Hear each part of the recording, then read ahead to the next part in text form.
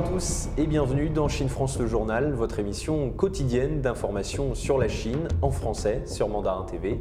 Sans transition, voici les titres de l'actualité. La Chine confirme le lancement d'astronautes vers sa station spatiale. Les 3 astronautes décolleront depuis la base de Tiaochuan dans le désert de Gobi.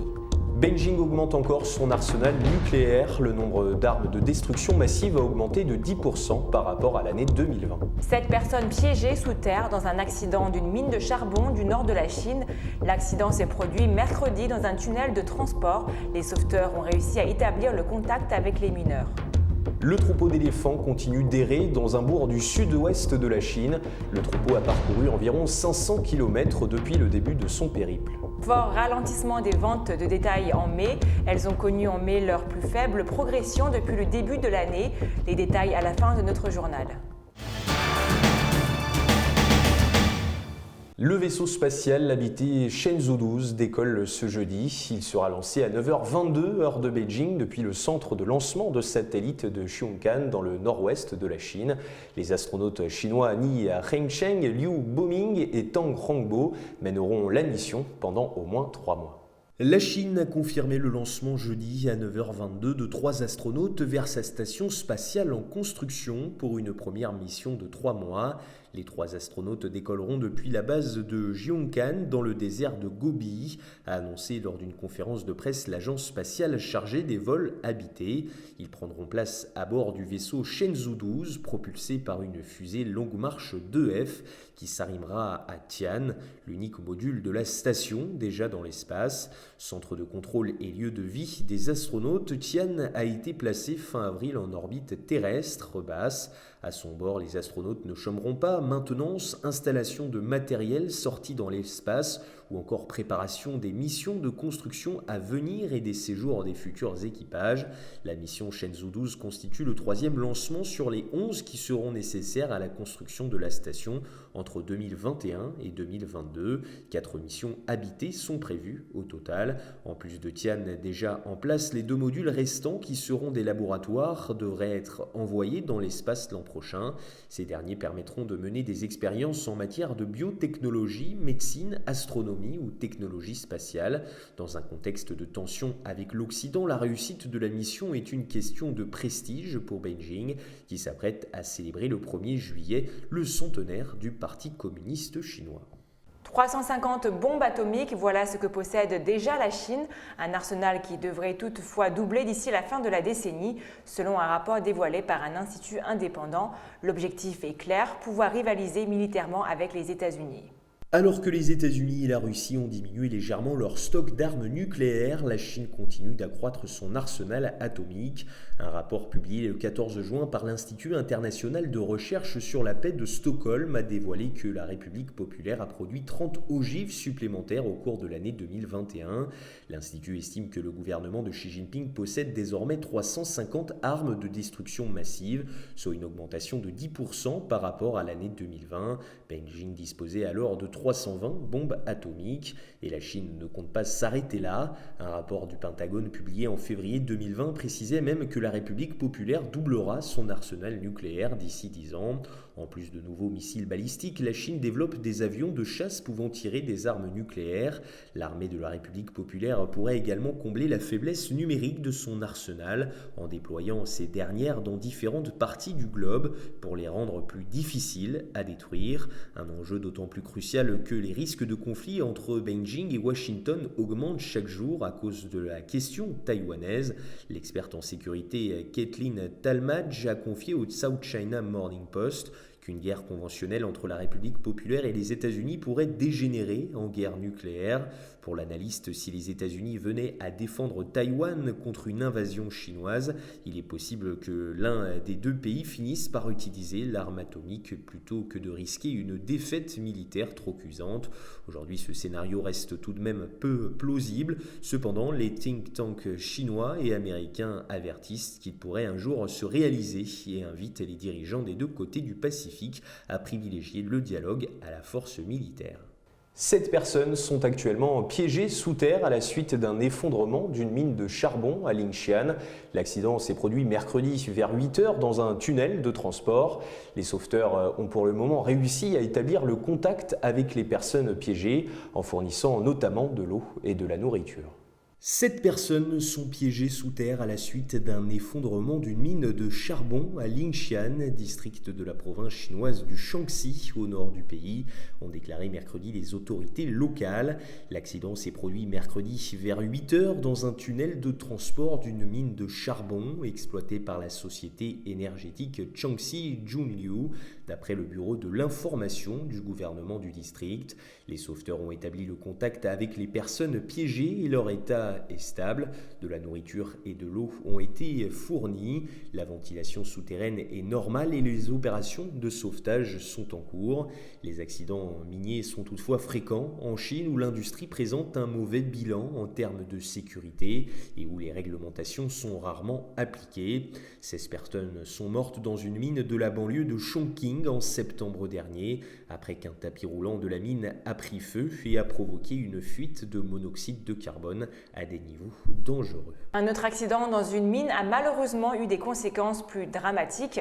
Jeudi dernier, 13 personnes se sont retrouvées piégées sous terre après une inondation survenue dans une mine de fer au Shanxi. Lors des opérations de sauvetage, 11 personnes ont été retrouvées mortes selon les autorités locales. Les corps sans vie de 11 personnes ont été retrouvés lors des opérations de sauvetage qui sont en cours suite à une inondation survenue jeudi dernier dans une mine de fer de la province chinoise du Shaanxi, ont indiqué les autorités locales. Jeudi dernier, un puits de la mine de fer du district de Daishan a été inondé vers 12h49.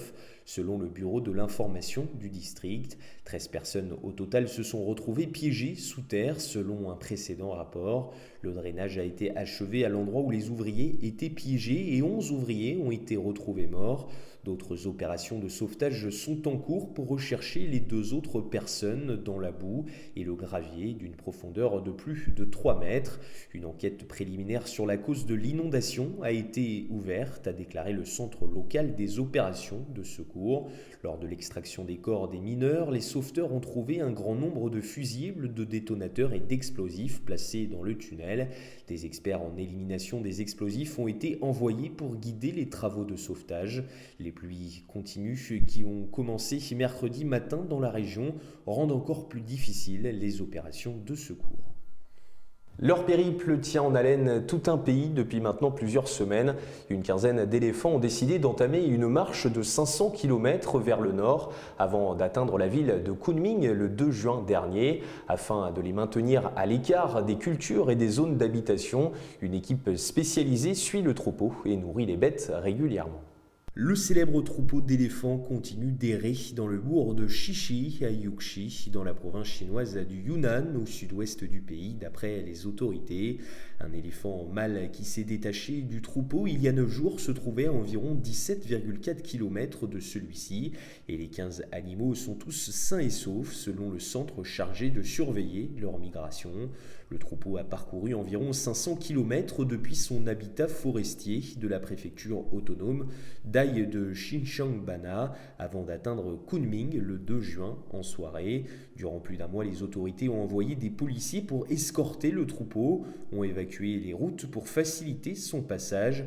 Une équipe spécialisée suit également le troupeau et les nourrit régulièrement afin de le maintenir à l'écart des cultures et des zones d'habitation. Les éléphants d'Asie sont tous sous la protection étatique de niveau A en Chine et vivent principalement dans la province du Yunnan. Grâce aux efforts accrus de protection, la population d'éléphants sauvages au Yunnan est passée de 193 individus dans les années 1980 à 300 individus. Les ventes de détail en Chine ont connu en mai leur plus faible progression depuis le début de l'année, principal indicateur de la consommation. Ces dernières ont augmenté le mois dernier de 12,4% sur un an, selon les chiffres officiels, ce qui soulève des inquiétudes sur la reprise de la deuxième économie mondiale. Les ventes de détail en Chine ont connu en mai leur plus faible progression depuis le début de l'année, selon les chiffres officiels publiés mercredi, soulevant des inquiétudes sur la reprise de la deuxième économie mondiale. Principal indicateur de la consommation, les ventes de détail ont augmenté le mois dernier de 12% sur un an, a annoncé le Bureau national des statistiques. Il s'agit d'un rythme bien inférieur au mois d'avril de 17% et aux prévisions d'analystes de 14%. La Chine a connu à partir du printemps 2020 une amélioration progressive des conditions sanitaires permettant à l'activité de redémarrer. Elle a retrouvé en fin d'année dernière son niveau pré-épidémique en dépit de foyers de contamination sporadiques, mais des secteurs restent à la peine, notamment le tourisme et la restauration.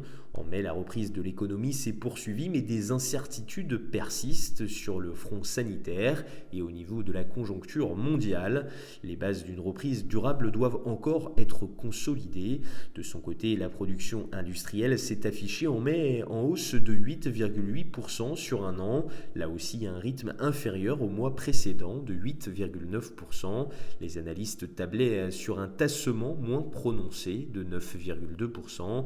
Quant à l'investissement en capital fixe, il s'affichait sur les 5 premiers mois de l'année en hausse de 15% seulement sur un an contre 19,9% en avril. Le taux de chômage particulièrement surveillé par le pouvoir a connu pour sa part sa première hausse depuis janvier à 5,2% contre 5,1% le mois précédent. On enchaîne avec une meilleure nouvelle économique. Selon un rapport industriel, les dépenses de la Chine en matière de technologie et de l'information augmenteront de 10% en 2021, atteignant environ 346 milliards de dollars. L'épidémie de Covid-19 ayant grandement accéléré la mise à niveau de l'économie de l'Internet.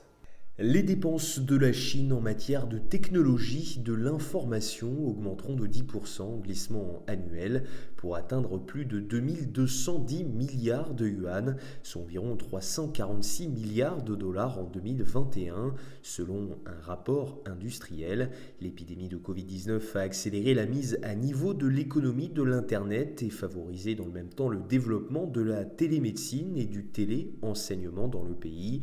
C'est en tout cas ce qu'indique un rapport publié par la Société d'études du marché mondial International Data Corporation.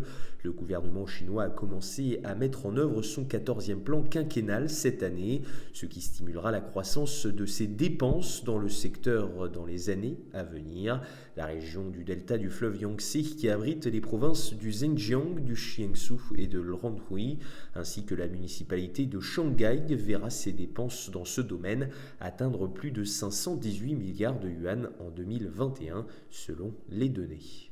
C'est la fin de notre journal. Merci à tous de nous avoir suivis. Et n'oubliez pas de vous abonner à notre chaîne YouTube et de cliquer sur la petite clochette en bas à droite de notre vidéo pour ne rien rater des dernières nouveautés de Mandarin TV. Très belle journée ou très belle soirée à tous sur Mandarin TV.